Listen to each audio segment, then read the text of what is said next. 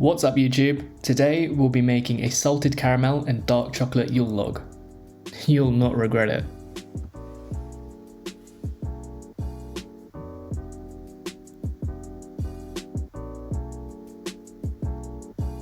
So first we'll start with cracking 4 large eggs into a mixing bowl and adding in 100 grams of caster sugar. You then want to mix this with a whisk for about 5 to 6 minutes until light and fluffy.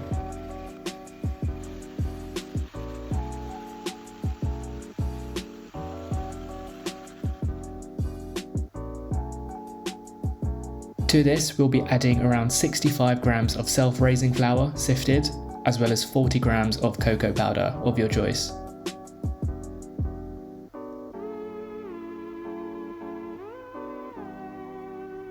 Once all the ingredients have been added, fold in and give it a quick mix.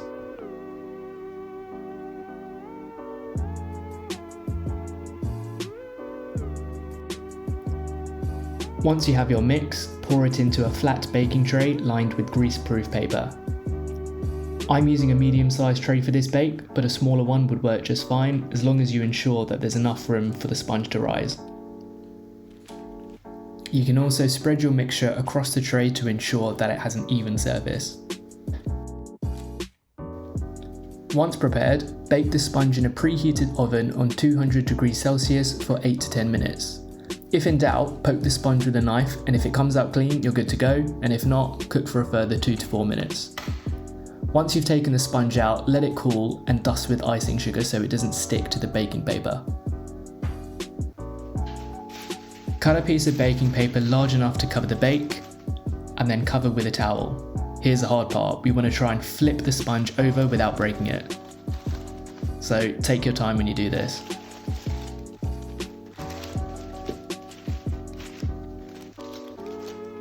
Now here's a moment of truth. Pull back the baking paper to reveal your sponge.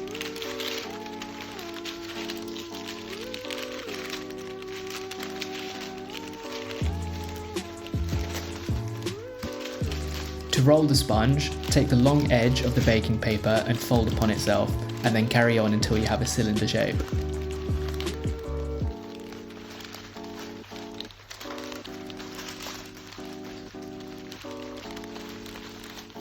Once complete, leave the sponge to cool on the side.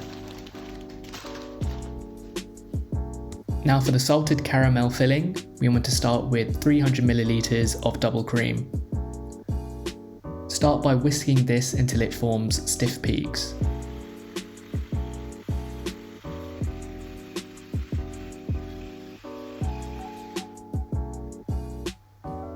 To this we're going to add roughly half a tablespoon of salt and 2 heaped tablespoons of caramel. I'm using Carnation in this recipe.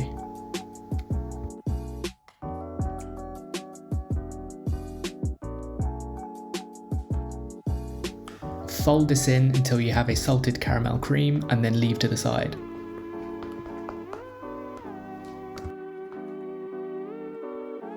For the dark chocolate ganache, start by chopping up 300 grams of dark chocolate.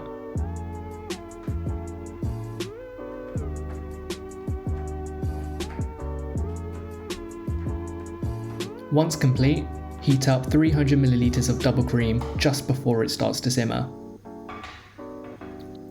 Pour the hot cream over the chopped chocolate in a separate bowl and mix until you form a chocolate ganache. Leave this on the side to cool while we prepare the next stage of the cake. So start by unrolling the sponge and filling up with the salted caramel cream.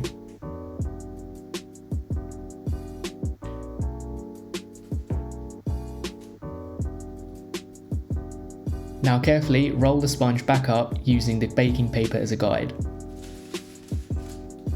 Don't worry if any cracks appear on your sponge, this will actually help with the texture while we spread over the chocolate ganache.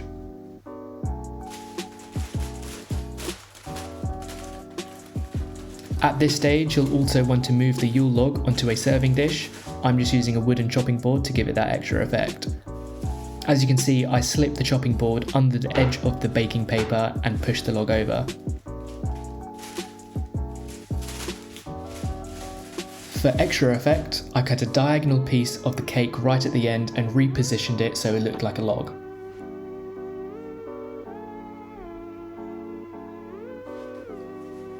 Once happy with the positioning, start spreading the chocolate ganache over the cake. You could use a piping bag for this stage, but I felt that spreading the chocolate unevenly over the sponge created a more authentic effect.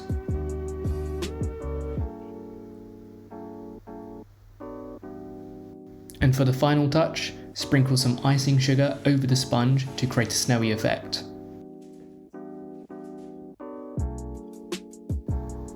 And there you have it, a salted caramel dark chocolate Yule log. If you like what you see, please like, comment and subscribe. Peace.